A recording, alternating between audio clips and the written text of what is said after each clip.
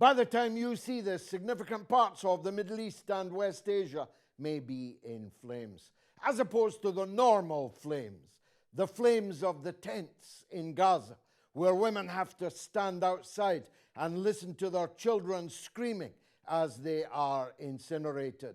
The flames in the south of Lebanon, regularly bombed by the apartheid state. The flames in Syria, the flames elsewhere in the Middle East, the normal flames that for more than 75 years have been lit and spread by the apartheid state.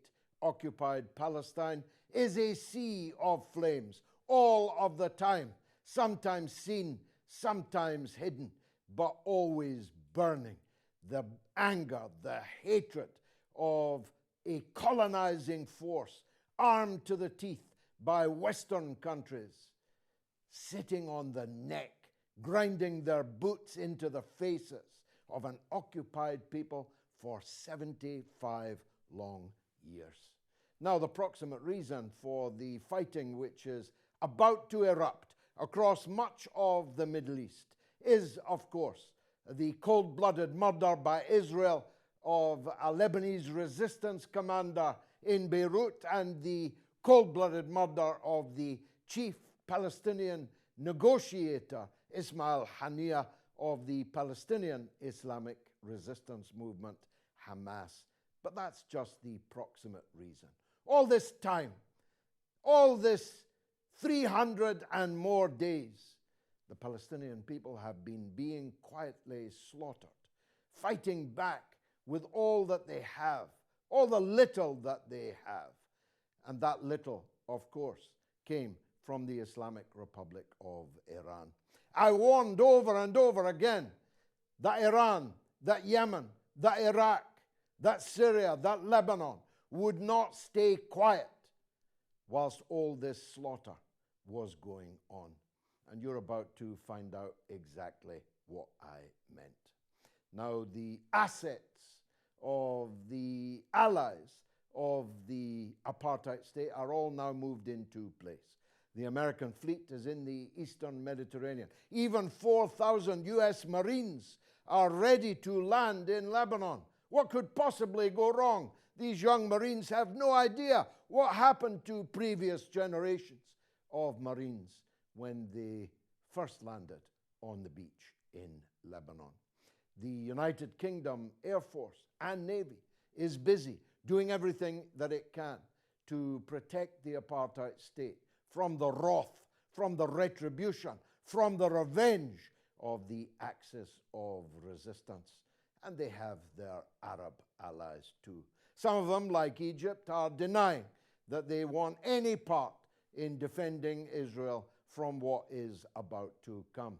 Ditto, the Jordanian regime sent its foreign minister to Tehran, not on behalf of Israel, they were quick to add, but the last time this happened, Jordan was trying to shoot Iranian missiles out of the skies. And there are others in the Persian Gulf, some of them trying to keep it hidden, others brazenly wearing their Israeli insignia on their breasts. But none of these assets, I predict, will be able to protect the apartheid state from what is coming. And it's long overdue. This grotesque imbalance in power, where Israel can murder at will, anywhere, anytime, kill anybody at all, kill Palestinians in their hundreds of thousands, that impunity comes to an end tonight. If not tonight, then tomorrow. If not tomorrow, then tomorrow night. But an end is coming. What Israel does next will be determined by what its United States owner decides to allow it to do. Because make no mistake about this, the apartheid state could not survive for a week in the Middle East, implanted as it was by empire, without the empire's protection, the empire's money, the empire's weapons, and the empire's diplomatic and media protection and support.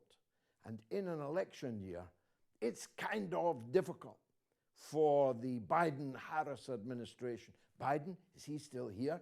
Is he still alive? Is he going to be making the decisions tonight, tomorrow, the next day? Who knows? But it's difficult in an election year for the United States to willfully embroil itself in what could be the mother of all wars. You've come to the right place to talk about it.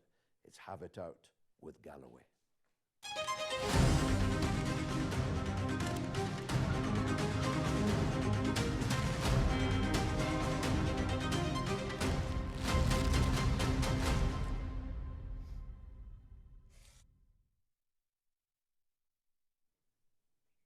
Ghadi Francis is a distinguished war correspondent, broadcaster, and analyst on Middle East affairs. She joins me now from Lebanon. Ghadi, I pray that you and your family remain safe through what is to come, but it does seem overwhelmingly likely that something big is to come. Would you agree? I would agree. First of all, I want to salute you, George, for all the activism and the work you've been doing. Thank you. You always resonate with our most important issues, and throughout this genocide, you've been a global voice, and I must send you all the love and appreciation from everyone around me here. Thank you. I want to tell you that, yes, it is a lot likely, but the twist here in the narrative is that it's not new in our life. And I personally am not more precious than anybody who has already been massacred, than these flames that have become, unfortunately, normal to the world. In Gaza, in southern Lebanon, I've seen my people bombed and killed and massacred year after year after year. I don't even have that mindset that I would be more important, or even my family members. God protect everyone, and God bless every Lebanese, Palestinian, Syrian, Yemeni, Iraqi, because all of these nations are under the attack. And they've been under the attack even before October 7. So in general, we've been trained enough and traumatized enough to not look at it in the same way that when the Western media is covering it would really look at it. Even though most of the headlines, most of the news, the global news are talking about, okay, chaos, people are afraid, people are running to the airports, flights are being canceled. On the ground in Lebanon, believe it or not, George, most of the people, yes, do have anxiety about it, yes, are worried, but we have been trained to live through that. I'm speaking today like yesterday, it was the 4th anniversary of the Beirut port blast. I mean, these people have been traumatized enough and they have seen wars enough that they are actually way more ready than the Israelis. I just wrote some notes while I listened to what you had to say, and I do want to say that the little that they have, you spoke about the little that they have, the axis of the resistance. The little that they have also means the little that they have to lose. And the lots that the Israelis or the Americans have means also a lot to lose. If we want to break it down into money, the rockets that attack the Israeli tanks, the handmade Al Yassin rockets, cost maybe less than 5% of these tanks that are being destroyed.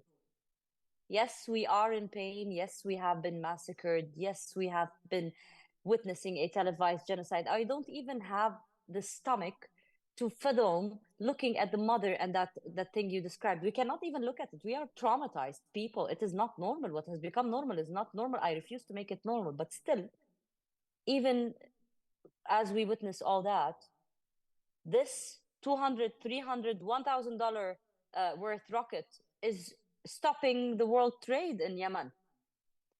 It is actually destroying $1 million tanks in Gaza as we speak today, after 300 plus days of war. And in Lebanon, every night as we sleep on our anxiety, the resistance does its drone magic, very clean kind of way, not to jeopardize our security by not attacking any civilian or settler. On the contrary, they have attacked a soldier and an army commander last night. I was speaking about last night, the drone attack, the Hezbollah drone attack over the northern occupied Palestine. So in general, as the front line is burning, as the headlines are in flames all across the world, I personally do not feel that wave as huge and intense as possible, because it is our war. It's not new. It has been going on for 76 years, although now it's more trendy to talk about.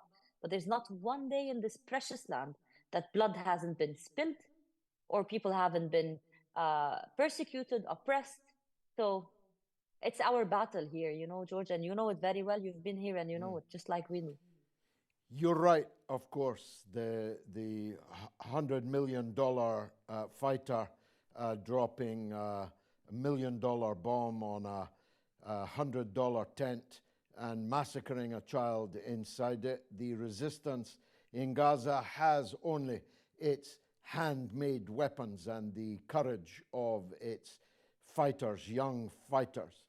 The Yemenis, the poorest country in the world, have indeed stopped Israeli shipping traffic, have bankrupted the Israeli port of Eilat. The better armed and far more numerous Lebanese resistance are able and have kept up a constant pressure on the north of occupied Palestine. But tonight or tomorrow, the big guns arrive. Iran is a very powerful country, a world leader in war materiel, as it has had to be, beleaguered and surrounded by enemies on all sides.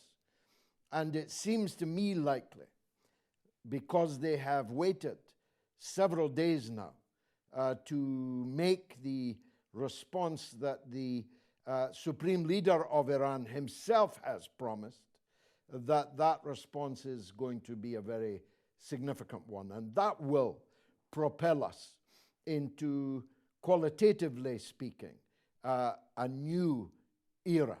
This will be the first time, I think, that Iran will, with all guns blazing, join the battle. Do you agree? I do agree absolutely, George. It's just like with one insight here that would make people maybe understand how I'm analyzing tonight with you. The Iranians have been really creative in their ways of retaliation throughout the past few years. We've been watching them, whether it's in the maritime fights or on the ground or in the drones or in the rockets. They've done some retaliations and they've been hit in many places. I mean, in this war, in the most recent attack on the Iranian embassy in Damascus, they also were confronted, although the measures were different, but they still counted. The thing is, I think that the Iranians do not carry the dictionary that the world has presented to warfare. They make their own dictionary. So what is really new and unprecedented in terms of the strike, of the anticipated strike that Iran would carry on, might be something we don't really know or expect. Because I'm trying to think of precedents here to understand how the Iranians are thinking about this. And when I look at the assassination of Qasem Soleimani, they did not say that they will kill someone or assassinate someone. I remember very well that what we understood from the speeches of Sayyid Nasrallah, of Sayyid Khamenei, of the IRGC, that Americans will exit Iraq on that blood. And today, years after that, when I look at what's happening in Iraq, and the US troops every now and then taking a step back, I see maybe the retaliation of the of the Islamic Republic of Iran on that strike was a long process, but really hit hard.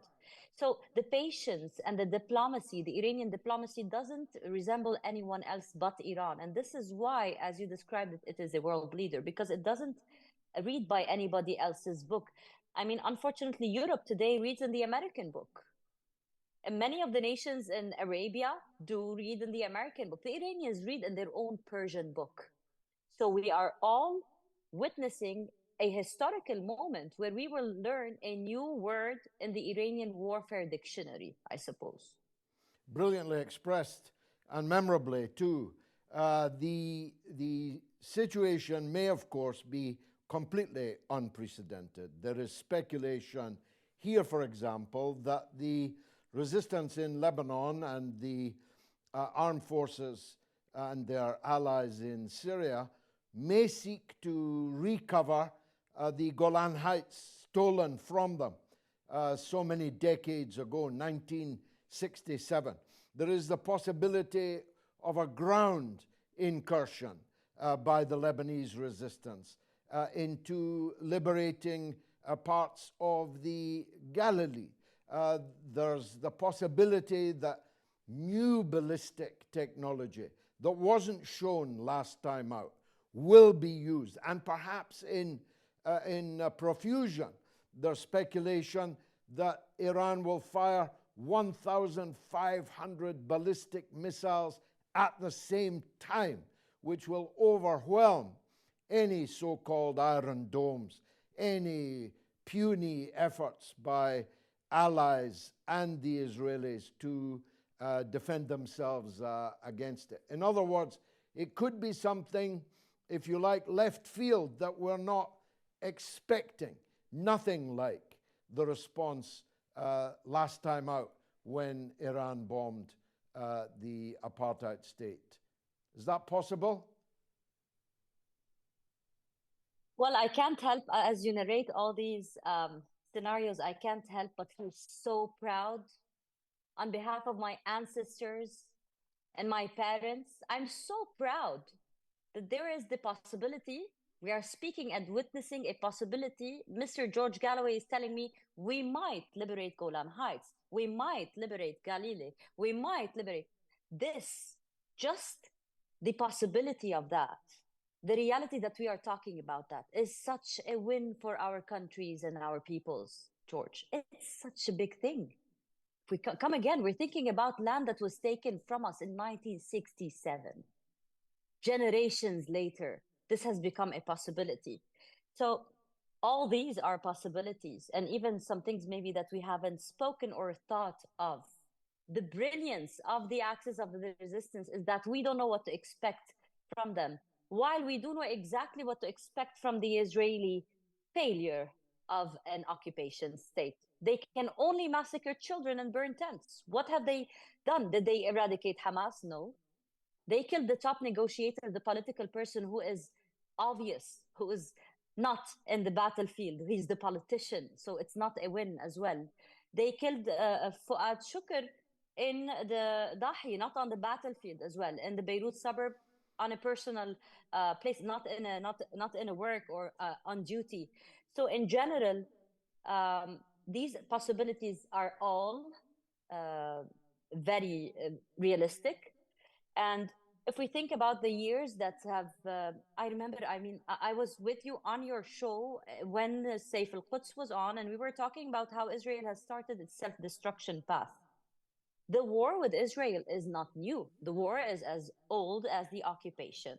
And in the past decade, in the past decade in particular, after the Syrian war, the Golan Heights have been really boiling with resistance. And I speak today, and I really cannot forget Jihad Imad Mughniye that was martyred in Golan, on the road to Golan in Syria. The many fighters that were killed in Syria around the Golan Heights, whether they're Iranians or Lebanese, in the past years. So it's not very unlikely, but I cannot really confirm anything. No, of course. I saw the ruins of Quneitra, the destruction wrought by the apartheid state in the seizure of the Golan Heights, and I have never ever forgotten it. That was in 1980.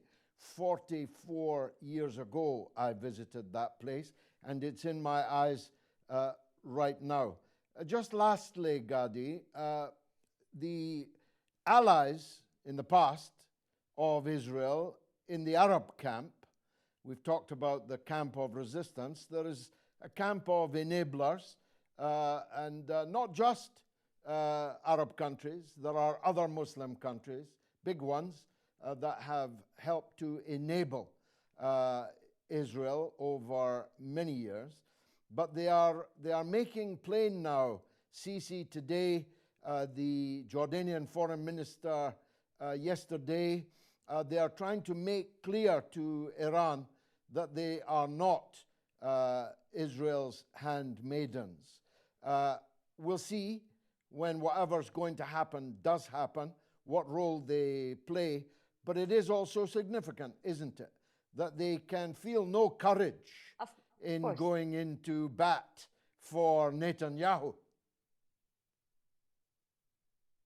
Well, it's also something else if you look at it in another way, George. I mean, we are witnessing the change of the roles in the region. Egypt and Jordan going to Iran, whether it's to mediate or to send a message or to get some security, I don't know, like assurances. Regardless of the thing, they need to talk to Iran.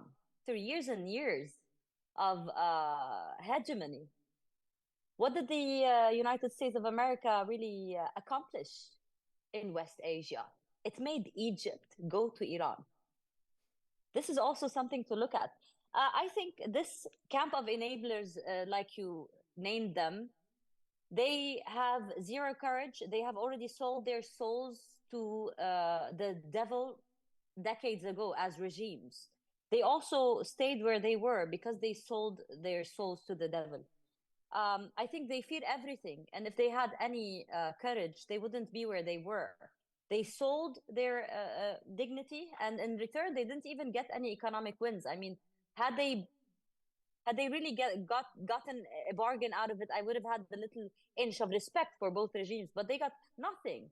Their peoples are impoverished, and their security is like never okay. They can always be bullied around by other regimes. Like Saudi Arabia is more influential than both, and can really alter policies inside both these countries.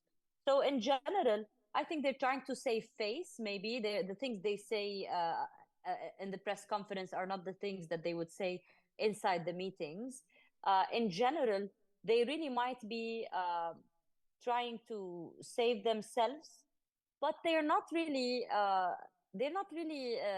playing zero part. They are with the Israelis. The Jordanians last time did intercept the Iranian domes, and we all know that. The Egyptians are part of the siege on Gaza, and we all know that. And even if they were bullied into that siege, why are they enabling all the theft at the Rafah borders? Sometimes people are paying tens of thousands of dollars to be able to exit by bribing Egyptian soldiers on the border. So they're not really doing any security there. They're just doing persecution and aiding the criminals. So in general, I don't have any inch of respect to both regimes to listen to what they have to say. They come to beg to be aside when the Iranian anger emerges in West Asia. Fascinating. God bless you and all in Lebanon and the surrounding countries. Ghadi Francis, war correspondent and respected broadcaster and journalist. Thanks for joining us on Have It Out with Galloway. Here is the audience on the wall. This is a unique feature of this show. It's not like the mother of all talk shows. You can only phone me there. Here I can see you and you can see me. Let me go to, first of all, in London, Latifa Abu Chakra. Latifa, welcome to the show. Thank you for having me, George. Thank you for the amazing discussion that we were listening to. I'm really grateful to be here and to be asking you this question. My question to you is, we know that Western leaders have been begging Iran not to retaliate, but why did they not ask Netanyahu not to escalate? Yes, I mean, they are calling for calm. They're calling for no escalation, but they did not stop their client state. And this is a key point. Biden manufactures by press leak stories of rows that he's had with Netanyahu, that warnings that he's given, red lines that he's drawn. But it's all smoke and mirrors, because Biden could have stopped the massacres. That's the only way to describe them, the genocidal massacres that have been going on and are still going on this very day in Gaza. He could have stopped it with one word.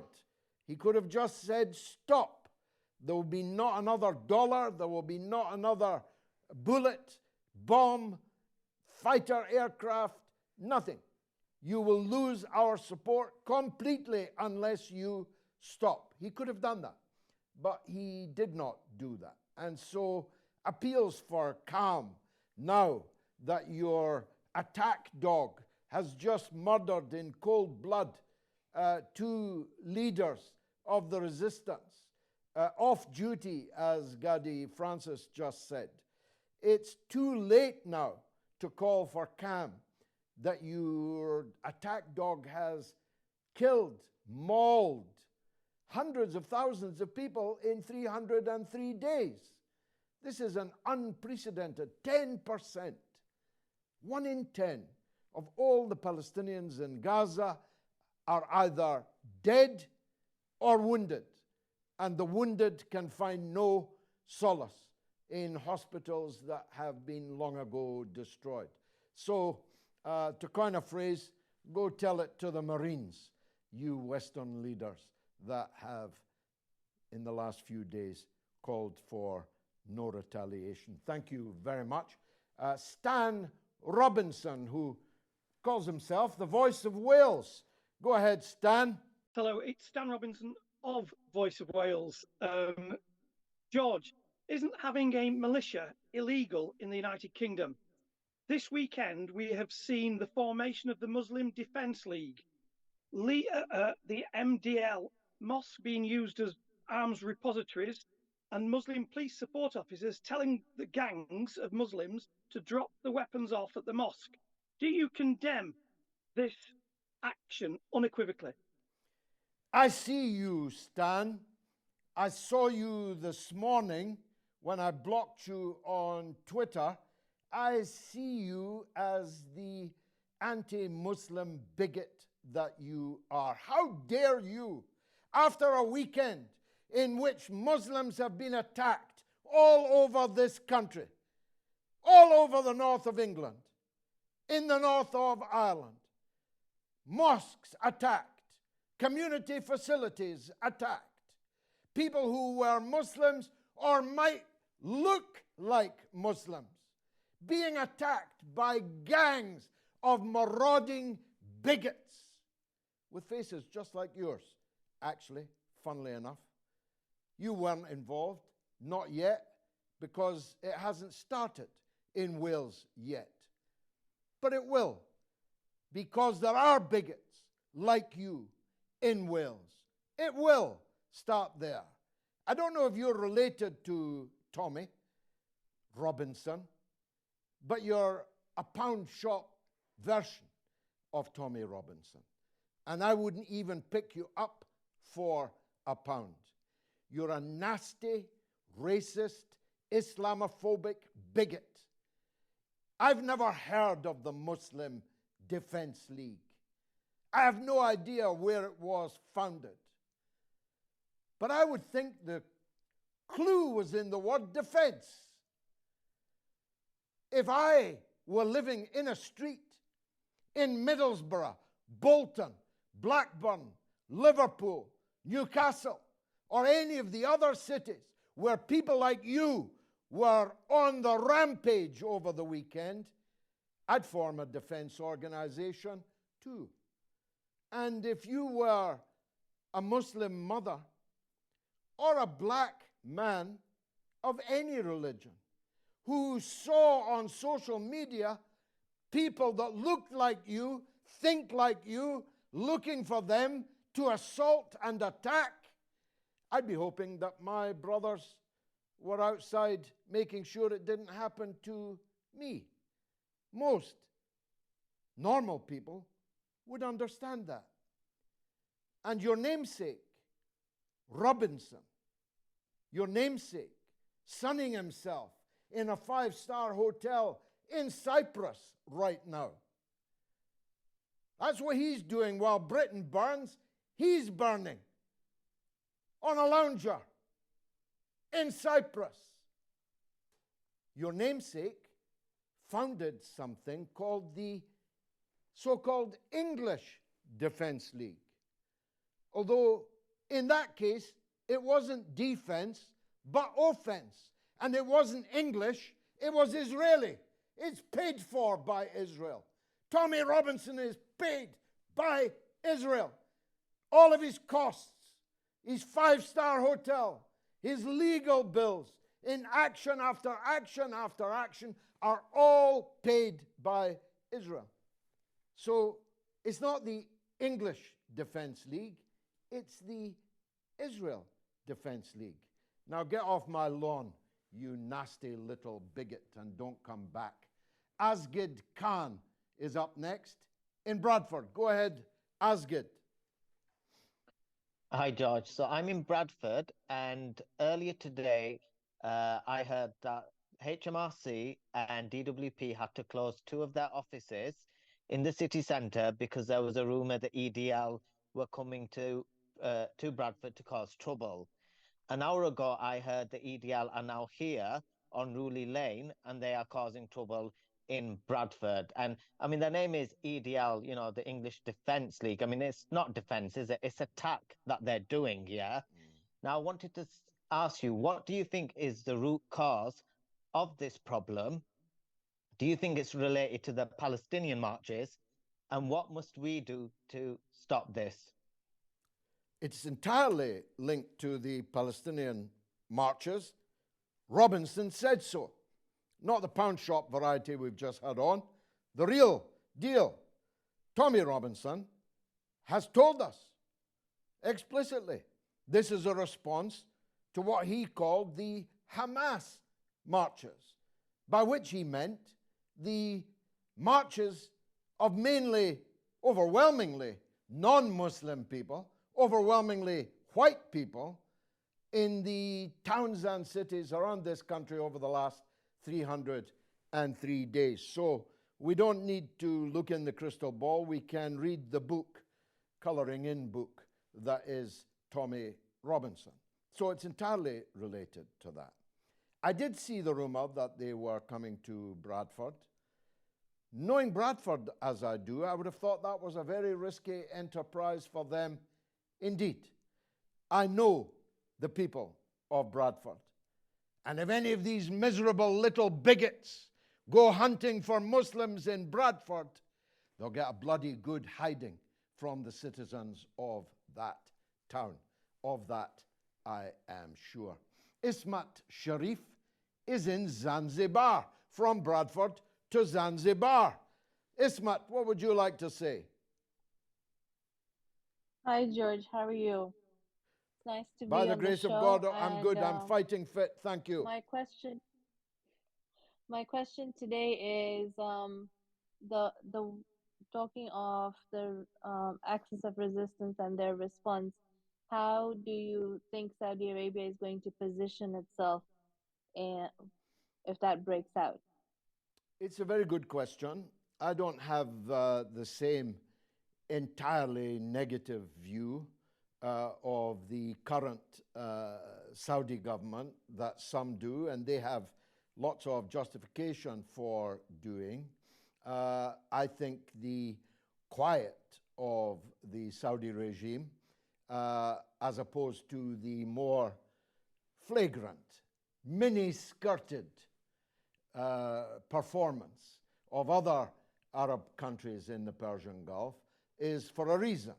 I think the Saudi regime is unsure as to how close it can be to the United States and to Israel. I think that the current Saudi regime would like to rebalance its relations with the BRICS and particularly with Russia and China. And I think they're very wise if that is what they are trying to do. Now, the Russian defense minister is right now, this minute, where? He's in Tehran. The Russian defense minister is in Iran in advance of what is presumably about to happen tonight or tomorrow. That's very significant. a lot of Russian military traffic has been landing in Tehran with electronic warfare capability, the most likely cargo on board. China has said today that if the United States attacks Iran, then China will stand with Iran. So given that Iran is now a regional superpower, and the two global superpowers that are rising and in the ascendant, China is the biggest manufacturing country in the world by a long stretch. It is the second biggest economy in the world, if it has not already outstripped the United States. Russia's military capability is becoming clearer every day. Why would Saudi Arabia, sitting where it sits, gratuitously want to have an enemy in Iran, Russia, and China? So I personally believe, I might get egg on my face, that the Saudi regime will sit this one out. That's my honest analysis of it. Tony Gosling is a journalist, and we love journalists on here. Tony, on you go. Well, I am a bit of an old hand at these wars. I can remember very much the Iraq War, and I remember Tony Blair's hand in that, Peter Mandelson's hand, and the elite on the far right of the Labour Party.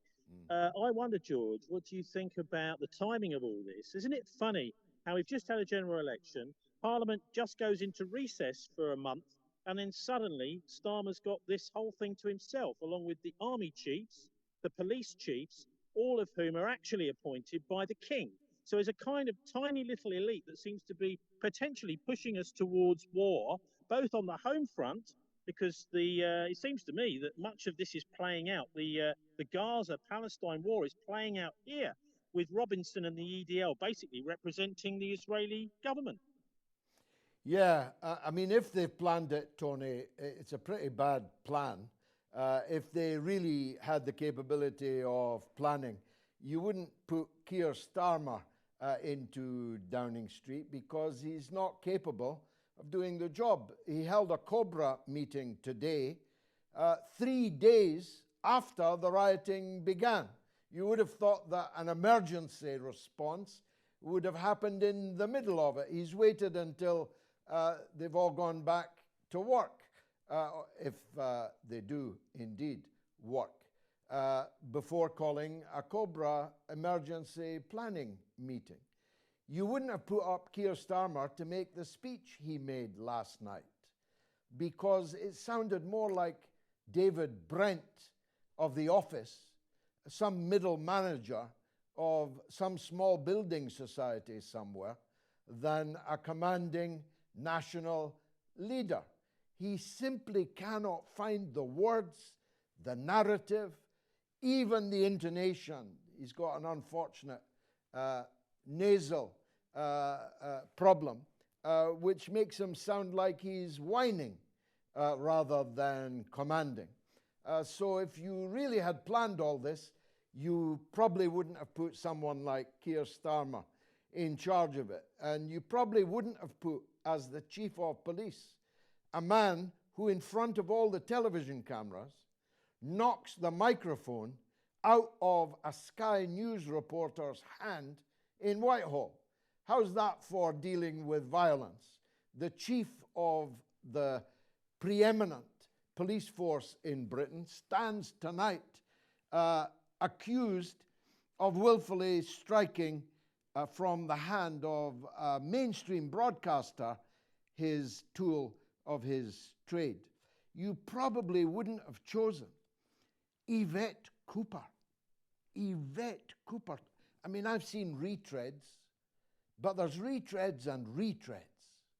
We had the situation today in the so-called mainstream media where Yvette Cooper, the Home Secretary of Britain, that means the Interior Secretary of Britain, was interviewed closely on Good Morning Britain on independent television, the second biggest network in Britain. I say closely, I mean intimately. She was intimately interviewed by her own husband. That's the farce that the British media and government have become. So if it is a plan, if I were them, Tony, I'd go back to the drawing board. Bruce Myers, Surrey, Canada. I'll make of that what I can. Bruce, you tell us. Are you in Surrey, in England, or are you in Canada and your name is Surrey? I'm in Surrey in British Columbia, around Vancouver, and I'm at our family home here just to start the history to understand how collectively I basically live with the Nation of Islam here, and they all love me, and they love the agenda to honor the world and my agenda of understanding who runs this world. And it's important to know in a collective how everyone's married to each other. So we need to talk solutions and all these situations to be able to understand that these people that are collectively part of each other is all the Jesuits of the Knights. I'll tell you what, we don't really have time to go into the Jesuits and the Knights and who's married to whom, and it's not a great line anyway, but thanks for the call. Dr. Gerard Walters is in Ireland, where there also was some real trouble over the weekend. Dr. Gerard, welcome. By way of introduction, I'm a GP from Ireland, and I spent 47 years as a doctor. And in 2020, I recognized the pathogenicity hoax of COVID. As a doctor on the front line, I realized that in effect there was no virus there any worse than an average winter flu, of which I'd done 40 years as a GP. So I was in a position to recognize it. I refused to go along with the masking, the response of the government, and eventually I was struck from the medical register, suspended from the medical register 3.5 years ago for my refusal to give the vaccine. Now that we are getting excess deaths in Ireland here, July had a 28% excess deaths over 2020, the year of the pandemic. I'd just like to hear your view, George. And I have to admit, George, I have not been following, and I do not know what your stance on this is. So I'm coming in totally cold. Yeah. You're also coming in totally. You're also coming in totally late, Doctor, and I promise you, I don't have time to go down that avenue today. Maybe on another occasion. I will say this, however, it's quite clear that the virus was overstated, that the vaccine was overrated, and it's quite clear that there is an abnormally high level of excess deaths. And on another occasion, you and I might ruminate on that, but not, alas, when I've got 5 minutes to go and I have to let in the legend that is Erobus Abzu Lamashto in New York. Erobus, finally, I get to hear your wonderful voice again. Go ahead. Greetings and salutations, Mr. Galloway. To you, your family, and much vitality and health, and even to the interesting collection we have here of audience members. I've always held a view ever since the events, the breakout, the jailbreak of October 7th in occupied Palestine. I've always had the view that at some point, this is going to have to be resolved kinetically. What happens on the battlefield determines what's going to happen on a negotiating table. And I've also held the view, especially lately, the last time I checked, there are around 12 battle groups of U.S. Ships and supporting artillery support and all this stuff spread out in the Middle East. So which means with the defeat of Israel has to come with the defeat of the government of the United States of America, the military-industrial complex. They're joined at the hip. If Israel has to go down, America has to go down with it, at least the military aspect of it. I just wanted to know what your view was on that. Well, it's a very powerful question, as always, from you, and beautifully expressed, the situation is as you describe it. Though I wouldn't say joined at the hip, that suggests an equality which I think does not exist between the two. I prefer my analogy, which is that Israel is America's attack dog, as it was intended to be Britain's attack dog, deliberately planted in the sea of the Arab Middle East to maintain little loyal Ulster, as a British cabinet member described it at the time, a place that would be loyal to the mother country rather than loyal to the environment in which it had been planted. So if I'm right, and that the attack dog is Israel and the master with the leash is the United States, then we'll see that in the next 48, 24, 72 hours. I doubt it will be much longer than 72 hours. Because when this retaliation of a new type, when this special military operation is launched by the Axis of Resistance and by the Islamic Republic of Iran, when that hits, and it's likely to be a spectacular hit, then Israel will have to decide what to do in return, in reply.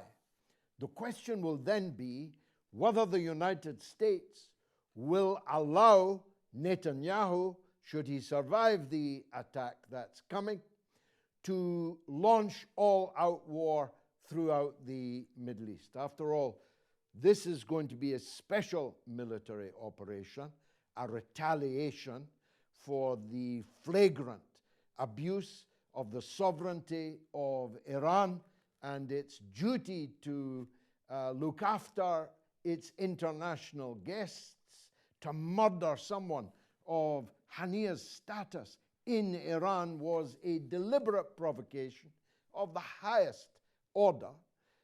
Will the United States allow Israel to turn that special military operation into an all-out war?